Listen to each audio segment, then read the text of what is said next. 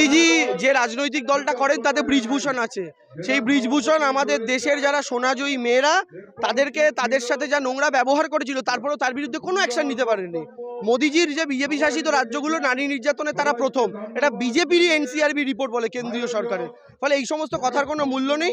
বাংলায় মা বোনেরা জানেন একমাত্র, আর বিজেপির যদি এত মহিলাদের প্রতি প্রেম, তাদের তো এতগুলো জায়গায় সরকার, কোনো রাজ্যে কেন মহিলা মুখ্যমন্ত্রী দিতে পারেননি?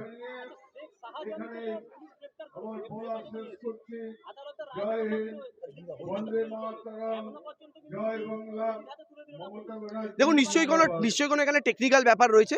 ইডি আর পুলিশের মধ্যে হস্তান্তরের, তো সিবিআই এর মধ্যে হস্তান্তরের কিছু সিস্টেম থাকে, কাগজপত্র নথির ব্যাপার থাকে, এই সিস্টেমেরই ব্যাপার, বাকি আর কোনো ব্যাপার নয়। যদি আদালতের নির্দেশ থাকে কেন কাজ হবে না?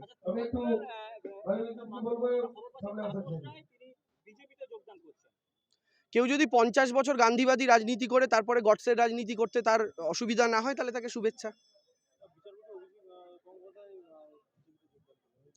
দেখুন, উনি আগাগোড়াই দালাল। আমরা প্রথম দিন থেকে বলে এসেছি যে উনি বিচারালয়ে বসে সেই জায়গা থেকে দাঁড়িয়ে উনি ভারতীয় জনতা পার্টির হয়ে কাজ করছেন। আমার কথা হচ্ছে, পয়সার বিনিময় জাজমেন্ট আর টিকিটের বিনিময় জাজমেন্ট দুটোই সমান পাপ। এক সেকেন্ড, জাতীয় সঙ্গীত হয়ে যাক। 2021-এর নির্বাচনের আগে শুভেন্দু থেকে শুরু করে একের পর এক নেতা ছেড়ে চলে গেছিল। তারপরও ইতিহাসের সর্ববৃহৎ মেজরিটি নিয়ে আমরা ক্ষমতায় এসেছিলাম। আমাদের দলের নেতারা ছেড়ে যায়, এটা হয়েছে বহুবার, কিন্তু আজ অবধি দেখাতে পারবেন না আমাদের দলের কর্মীরা ছেড়ে গেছে। আমাদের দলের কর্মীরা ছেড়ে যায় না। মমতা ব্যানার্জি আর কর্মী, এই দুজন যতদিন আছেন ততদিন আমার কোনো চিন্তা নেই আমাদের। ঠিক আছে? আর কিছু আছে?